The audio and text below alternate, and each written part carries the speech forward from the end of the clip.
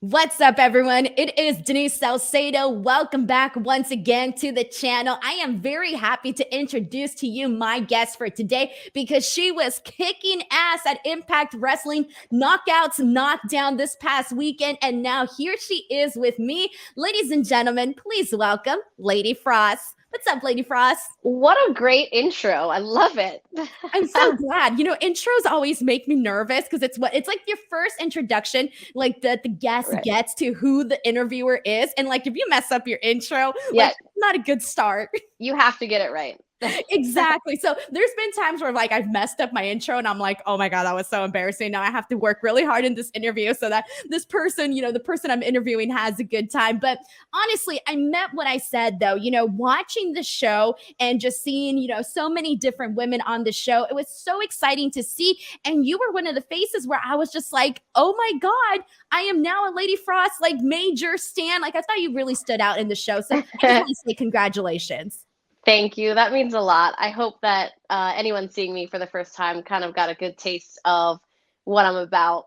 So No, it's really great. So let's start there. Let's start with Knockouts Knockdown because you were announced for the show, and I kind of had like a mixture of people that that I was new to seeing for the very first time, and then I also had people that I kind of knew a little bit, and then people that obviously I'm very familiar with, etc. And when you came out, one of the things that immediately caught my eye was, oh my God, this girl has such a unique look. And right away, I was like kind of like enthralled to seeing like what you were going to bring to the table. And then you go out there and you have this match with Rachel Ellering kicking off the show. And I just thought to myself, what? Like, she is fantastic. So let's kind of start there. What were your thoughts, being part of the Knockouts Knockdown? What did you think of the show? How did you feel about your match? Let's go there. all right. So I will start with I love Impact. I love the locker room. I love the energy, the vibe. Mickey and Gail are amazing. They're really presenting such a positive light with women's wrestling and everyone working together right now just to create a good product because when you work together, you get a better result. So, in that regard, I absolutely was honored to be there. But if we're going to talk about the entrance and the match itself, I'm going to get really candid because I just told someone a story, and unless you were at the tapings, you wouldn't know this. I'll get real somber. We had just done a 10 bell salute for Daphne, and it was emotional. It was really, really, really difficult to see everyone's emotion and tears. And we exited the ring, and then within 30 seconds, my music hit. I was the very first match of the taping right after that. So getting into the right headspace so quickly was something that you can't prepare for, right? Like you go into these matches and you think this is the biggest opportunity of my career, and then you're faced with yet another one right before the biggest opportunity. So it was definitely a challenge to get right into the zone and to enter, right away. But it was, for a lack of better term, very, very cool because the audience was incredible. Like I was very well received, and I didn't know what to expect. That's the first time I hit the curtain for the whole weekend of tapings, and to get such a warm reception was pretty awesome. So that definitely helped with my intent, with my purpose. So I had a blast. Rachel was incredible, obviously a very formidable opponent.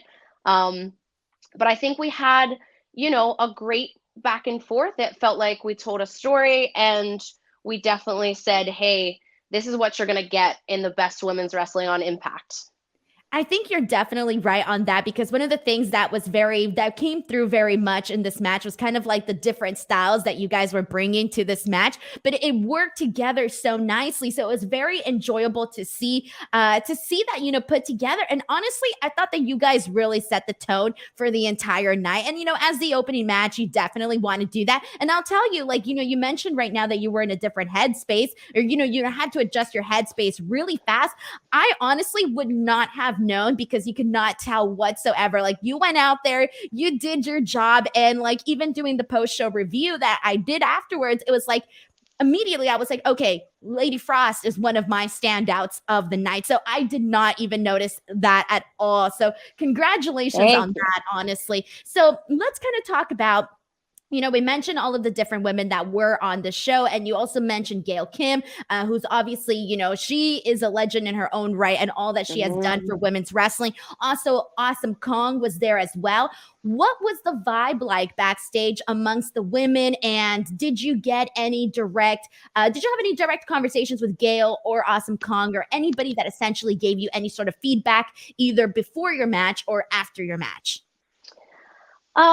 The energy was a little different for this just because of the circumstances, right? We all kind of suffered a loss in some capacity, and it directly affected a lot of people. So the energy was very back and forth, but it was also very much so that we needed to deliver, right? We had such a role, I think, to fill with everything that was happening. But the feedback afterwards was really good. I think everyone was focused on their own kind of thing. There were so many matches happening. But the feedback was great. And, it's hard because wrestling is subjective, but I think everyone kind of agreed we definitely set the tone. And that Yes. felt good. It wasn't like we shit the bed. You're like, as long as I'm not shitting the bed. But you know what? Let me ask you about that, because it is true. Like, when you do these events and then like immediately, like, I know there's a lot of talent that they'll go to social media and see what people are saying. Is that something you do, or do you just like, okay, if it comes into my mentions, great, but I'm not gonna, go out there looking for it? What's your routine? I'm different all the time, I think. So because this was pre-taped, there wasn't anything to go to right afterwards. So you had to revel in it. You had to feel the experience, which was so much more beneficial. You want to enjoy the experience and not just go right to what did everyone else think. I feel like it felt better live because we had such a connection with the audience. And there were so many moments I felt like they were invested. And that doesn't always come across on television. You get commentary, you get other things, but I felt really, really great about being in the moment. But otherwise, I do go and check the comments because it's important to a new audience for me. I feel like not everyone knows who I am, so I want to see, what do they think of the character, the look, because I am different. So it's kind of like, are you going to embrace that I'm different, or are they going to be like, what the heck is this? This isn't like our standard. But I try not to get too invested, right? It's like you can't please everyone. It doesn't matter what you do in any walk of life. So I take it with a grain of salt and just kind of like skim through. I haven't been much of like a vanity searcher. I really try not to do that. But it's a slippery slope for sure. It is a slippery slope, because there's certain days where I feel like you're above it and you're like, I'm not gonna like worry. Like if I get into a comment, no big deal. And then there's the days where you're like, everything's shit. And then you get a bad comment and it's just like the cherry on top of a bad day. So it is one of those things, but I feel at the same time, like I get it. Like you want to see, you want to see if the people are liking what you're bringing to the table, but at the same time, you want to see so many negative comments that it starts affecting your work, Correct. So what I do want to ask you, because, as somebody that, obviously got to see the entire show and, we talked about the different women, it was so much fun that every single match told a different story, offered a different vibe. Like we saw something different from every single match. For you, what did you think, or who were some of the people that you were just like, oh my God, I am so impressed by this person? Was there anybody that you came out a bigger fan of during this night? I'm not sure if I could have been a bigger fan of Mercedes Martinez, but I love her. I adore her. I think she is incredible. But after watching her and Rachel, I was just like, oh wow, like that's what wrestling is, right? It told a very different story. I'm clearly a high flyer. I can't do what Mercedes does, right? That's why we all have a niche. That's why we're all important and bring something else to the table, which makes for great entertainment. But I thought that they had a banger. Like it was amazing. I was watching Backstage and I remember a moment where they were like grabbing for the shoestrings right on the apron. And I was just like, I'm so invested. I'm grabbing with you. Like, that was the standout match for me. And honestly, I love them both. I've only great things to say about them and everyone on the roster. Honestly, I don't have anything bad to say, nor would I do it here. Exactly, right? You're like, Yeah. exactly. I love that. So I do have to ask you, because you're somebody that, you've been making the rounds, you've been popping up in different places, you've been putting in the work, you've been hustling, all of that good stuff. So I do have to ask you, have there been any conversations between you and Impact Wrestling in terms of maybe coming on full time? Look at you. You can give me whatever answer you feel comfortable giving me. I'm not going to force you. If you want to say no No, I know. comment, we can move on. Don't worry. I think there have been talks with numerous companies and some non-conversations with other companies. That's what I will say. Some of them I think I decided that it wasn't a good fit, and others I'm still kind of waiting for. And that's not to say that a different company isn't a good fit, right? Like I am making the rounds everywhere, and I'm not in a rush. I think it's important to be looked at the way that you want to be seen, right? I don't want to just get somewhere to say that I got there and then I'm someone different, or I'm not being used the way that I want. I think that's important right now. We kind of have that decision to make. So I'm just kind of like, here's me. If you want it, let's see what you want to do with it. That's where I'm at. I like that, because that is very smart. There are times where, and I see this a lot as an avid social media person. I always see people saying, oh, this person would be a great fit in this company. This person would be a great fit in this company. And I'm guilty of that. I do that all the time as well. But at the same time, it's like only like talent themselves. Only Yes. they know where exactly they are a good fit. And there are people that may not, have that awareness. And it seems like you do, where you're like aware of, what you need from a company and what you can bring to a company, and to have that, back and forth relationship. So that's kind of what I kind of sense from your answer. Yes. I think it's important to feel wanted, but to enjoy where you're working, right? If you go somewhere and you're miserable every day, I don't want to live like that. I think I'm to a point where it's not a big deal just to say that I have a contract. That's Yes. not really my goal. I think I want to leave an impression on the industry. I want to leave it better than I found it. I want little girls to look up to me. I want gymnasts and high flyers to have, like, I don't know, not copy my moves, because right now it's like, oh, don't do what I do. That was mine. I try not to be that way, but eventually, like, when We're I all retire, human. I know. When I retire, I want wrestlers to be like, I got that from Lady Frost. You know what I mean? I want to make a mark. It's not about money all the time, or just saying I signed a piece of paper. So if I'm staying true to me and what I want to bring for the next however many years, then I'll be happy. That's really, really great. So I really love this, honestly, because I just feel like there's so many different options now, where like you don't have to have, like, not everybody's career goals are exactly the same, and you have different, visions of yourself. And I think that's really, really awesome. So I do kind of want to go ahead and kind of, talk a little bit about, I want to go back a little bit. So we did start off with Impact and Knockouts Knockdown and all of that, but I want to kind of rewind to the, beginning of your career. And I want to kick things off with that match that you had on WWE Monday Night Raw against Asuka. I mean, it was your in-ring debut, and it was also, it was a squash match, right? But I could only imagine, I want to get your thoughts on how you felt making, having this match on such a big platform with an opponent like Asuka. What was that like? So the funny thing is, the first like year and a half of my career, I was like, can I stop talking about this? Like, I don't want to talk about it anymore. But now I realize that people actually know me for Lady Frost and not for Jamie Frost. And I tell this story, and even wrestlers now, they're like, what? I didn't even know that story. So it's kind of cool to circle back. I was 3 months into training. I didn't even know the international or how to put a match together or anything at all. I wasn't a wrestler. I was a manager only. My husband said, just fill the paperwork out. Let's go. So I was like, all right. So I literally only had manager gear, which I had high heels and like the lace duster and like no wrestling gear, right? So long story short, they get me in the ring, they bump me around, just test me out.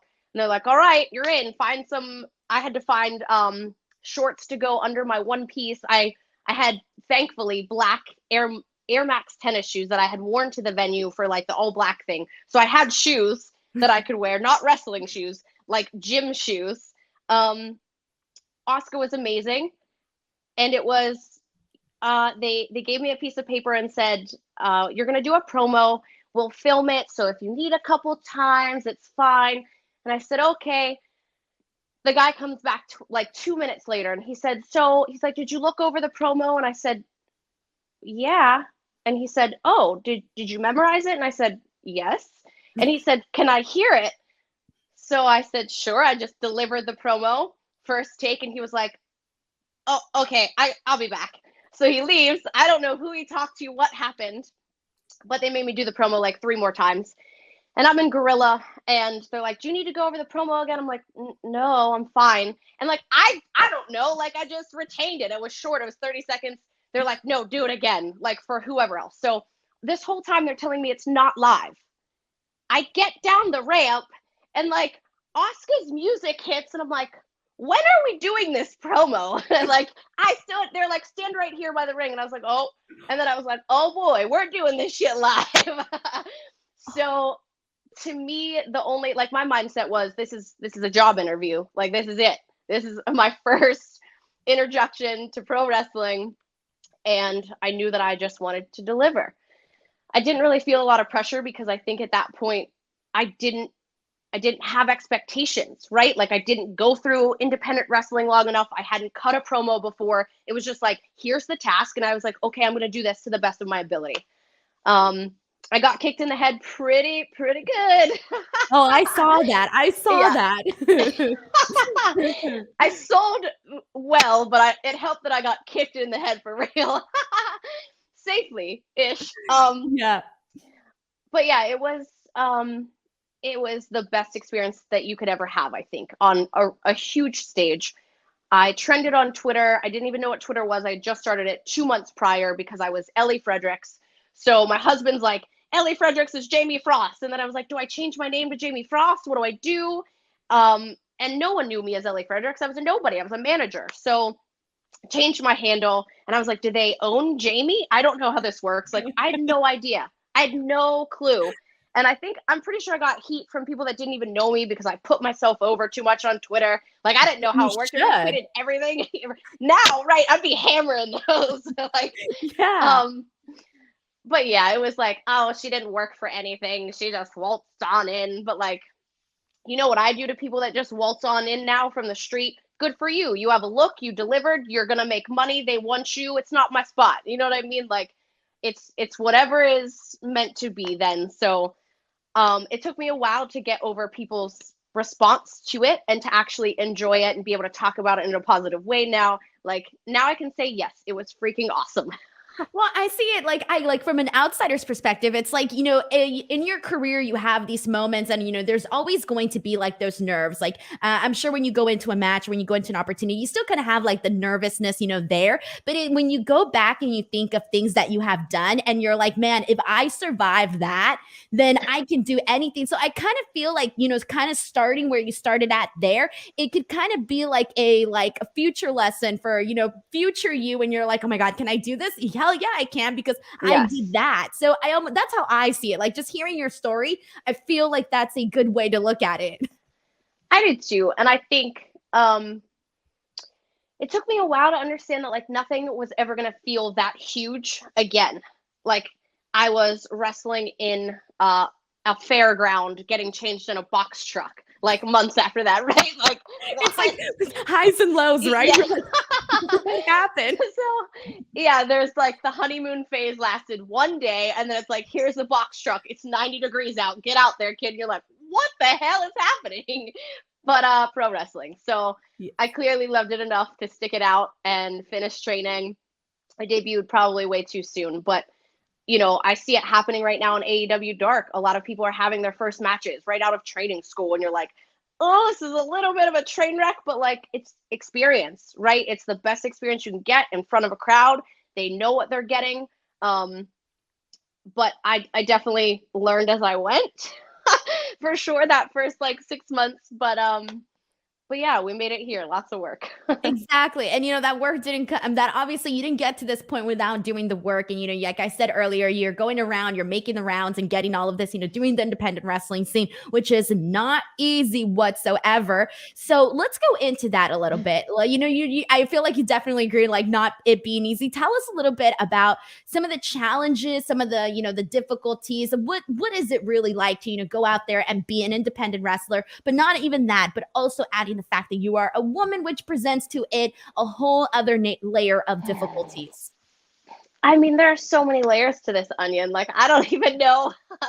It would be like probably a negative conversation right now if we got too far into like what independent wrestling entails, especially as a female. I do think it's important to stand our ground as women, as humans, regardless if it's creative control or bookings, being forced in a weird situation with hotel rooms and flights and information and phone numbers. Like it's very sketch. I think I don't go through as much of it because I'm very openly married with my partner on Twitter.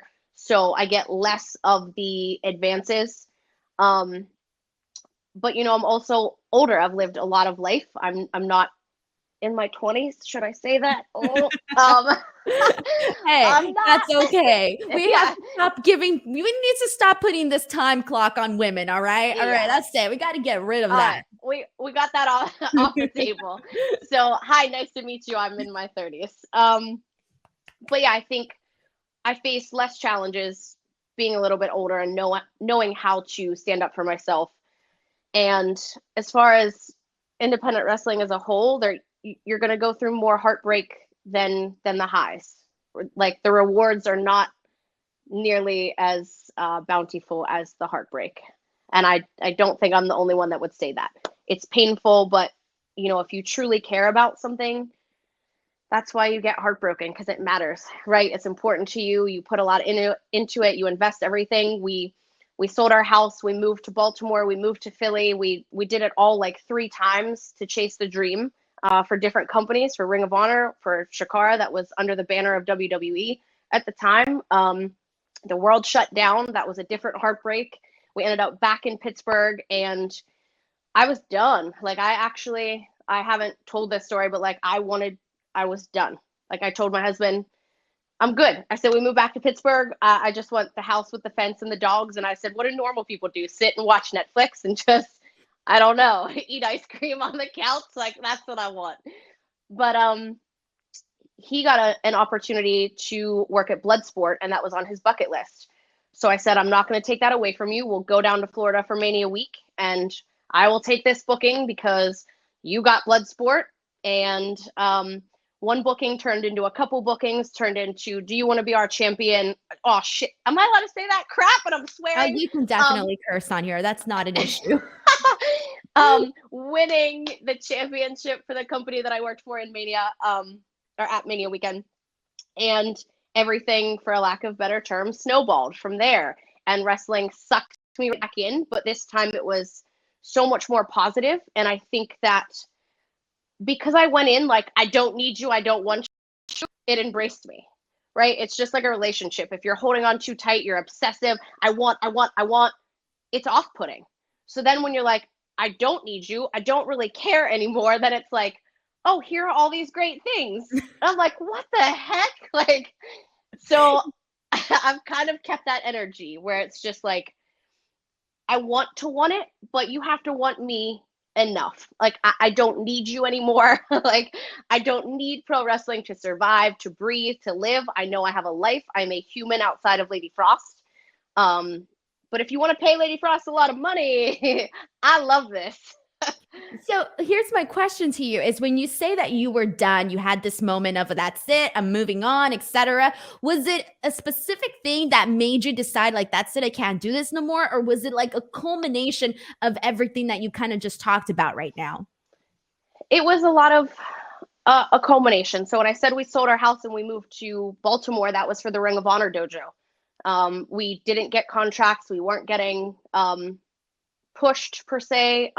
We didn't have any matches. I think I had 2 dark matches maybe. My husband didn't have any. And then Chikara was under a deal with WWE. They asked us to move to Philly and become different characters. So we spent a lot of money on new gear, a mask. People didn't even know I was the Red Queen and he was the one-eyed Jack.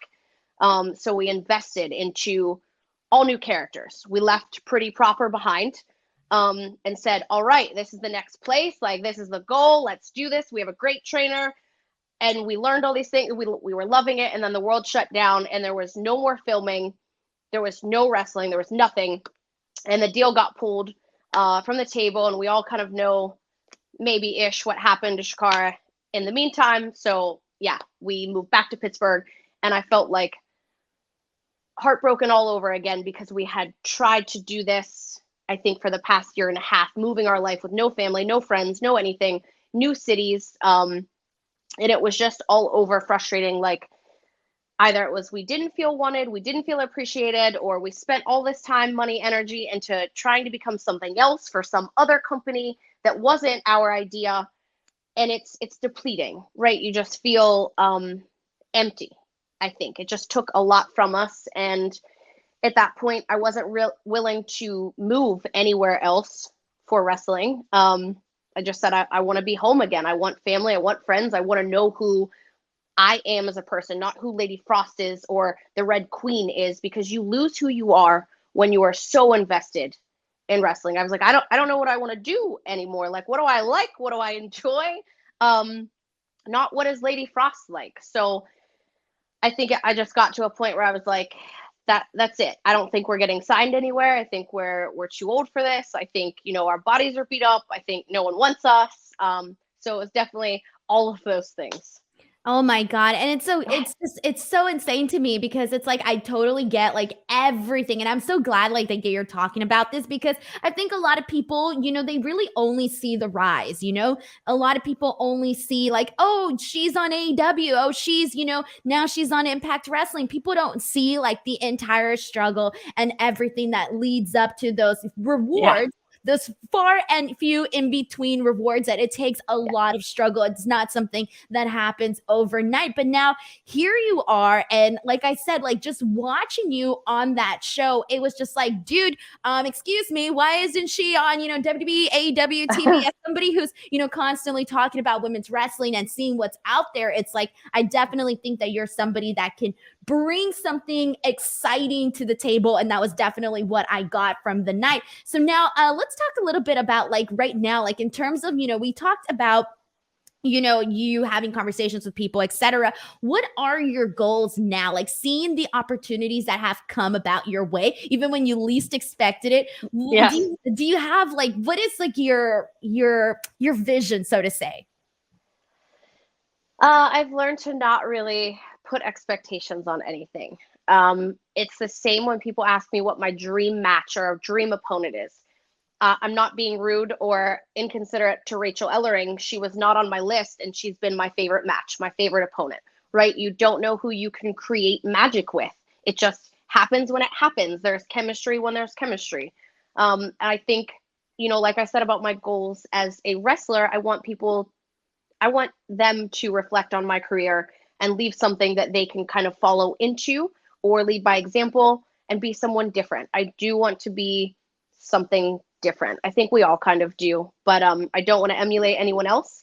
I don't want to be a carbon copy. So as far as who's going to make those dreams a reality, I don't know right now. But I know that everywhere is trying really hard right now to focus on women's wrestling. I think Impact has always had a great roster. It doesn't get enough love and attention. I hope it is now. I know their hardcore fans have always appreciated their I can't think. I get dropped on my head a lot. Impact. This is one of the things that I've said, and so many people have said this, but it's Impact Wrestling was doing a lot for women's wrestling before, here in the United States, before we started to see, bigger promotions do something for women's wrestling. They were definitely ahead of the curve, ahead of the trend, so to say. Yes. And if it wasn't for, like we mentioned earlier, if it wasn't for, a lot of what Gail Kim and Awesome Kong did, we wouldn't be here right now, honestly. Correct. Right. And they do put a lot of emphasis. I found the word. I couldn't even say it properly. They put a lot of emphasis on the women's division, but they also allow like mixed tags, intergender wrestling, which I think would be a great fit for Pretty Proper. It's one of my goals, I think, for my hubby and I to wrestle together. If we could be an intergender tag forever, I would love it. But, you know, it's really crazy now. I'm in this spot where I was a heel forever. That's all that we ever worked together as heel. And now we're not working as a tag team. We're being split up and wrestling as individuals. And they're like, okay, you're a baby face today. And I'm like, I don't know how though. Like, I'm a bad guy. So, and I think people meet me and they're like, no, you're not a bad guy. And I was like, yes, I am. Like when I get in the ring, like that's just what Lady Frost does. I don't know. Like I'm not, but I've been challenged with these different roles. Good guy, bad guy, intergender wrestling, singles wrestling. It's just, you have to rise up. You just have to meet the occasion and the opportunity. And I feel like that's all that I can do right now is meet every occasion, meet every opportunity, and give what I have to offer. Oh, I love it. I'm so excited for you. Like, honestly, just like listening to you and you're like so open and so conversational. Like, I'll tell you, like, I interview a lot of people. Okay. Like, I could tell so much about people when I interview them.